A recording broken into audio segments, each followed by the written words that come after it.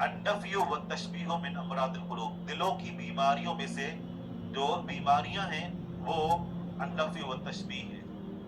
اللہ تعالیٰ کے اسماء اور صفات یا ان دونوں میں سے کسی ایک چیز کی نفی کرنا یہ بھی امراض القلوب میں سے ہے.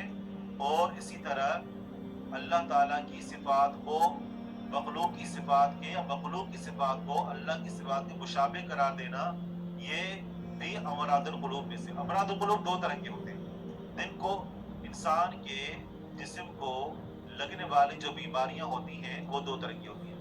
ایک ہوتی ہے حسی اور دوسری ہوتی ہے معنوی. حسی جن کو محسوس کیا جا سکتا ہے، دیکھا جا سکتا ہے، جیسے سرطان کی بیماری ہے، جیسے جذام کی بیماری ہے، تو یہ ساری حسی بیماریاں ہیں. اور کچھ بیماریاں ہوتی ہیں معنوی، اور معنوی بیماریاں انسان کے جسم کو نہیں بلکہ انسان کو دل کو لگتی ہیں. تو معنوی بیماریاں دو طرح کی ہوتی ہیں، جسم کو لگنے والی بیماریاں دو طرح کی ہیں، ایک یہ حسی اور دوسری معنوی. معنوی دو طرح کی ہوتی ہے پھر آگے، ایک ہوتا ہے مرض الشہوات اور دوسرا ہوتا ہے مرض الشبہات. مرض الشہوات یہ بذات خود ایک بیماری ہے. مرض الشہوات یہ بذات خود ایک بیماری. عشق کیا ہے؟ عشق یہ شہوت کی بیماری ہے. عشق لفظ عشق جس کو ہم بڑے ہی، جی ہاں عشق یہ جو مشہور ہے جس کے پیچھے پوری دنیا پاگل ہے وہی عشق. کیا ہے یہ ایک شہوت کی بیماری ہے. آپ اس کو قدیم کتابوں کے اندر تلاش کریں، اس کا مادہ، اس کا جو اصل روٹ ہے، آپ دیکھیں کہ یہ اصل میں ہے کیا. جی ہاں تو یہ کیا ہے اصل میں؟ یہ ایک شہوت کی بیماری ہے نا. انسان اپنے والدے سے عشق کرتا ہے نہیں، کیونکہ وہ ایک فطری محبت ہوتی ہے. اولاد سے نہیں، حتیٰ کہ بیوی سے بھی کوئی عشق نہیں کرتا. وجہ کیا ہے؟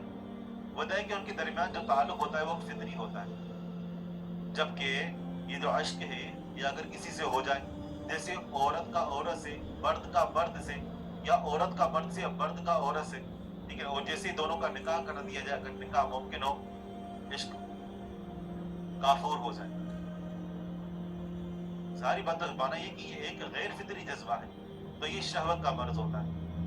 اور دوسرا جو دلوں کو لاحق ہونے والا معنوی مرض ہے وہ ہوتا ہے شبہات کا. شبہات کا مرض، اور مختلف لوگوں کے اندر یہ مختلف قسم کے شبہات پائے جاتے ہیں. مثلا کسی کو وسوسے کی بیماری ہوتی ہے، وہ کہتا ہے کہ شاید اچھی طرح بات چیت کی نہیں ہوئی، اچھی طرح وضو نہیں ہوا، شبہ کا مرض ہے. ہوتا ہے نا کچھ لوگوں کو ٹوٹی کھول کر بیٹھ جاتے ہیں. اور کچھ لوگ جو ہے وہ بسم اللہ ہی صحیح معنوں میں نہیں پڑھ پاتے، بار بار بسم اللہ پڑھ رہے ہوتے ہیں. ان کو لگتا ہے جیسے بسم اللہ میں نے صحیح نہیں پڑھی، ادھر نماز ختم ہو جائے گی ادھر اس کی بسم اللہ پوری نہیں ہوگی.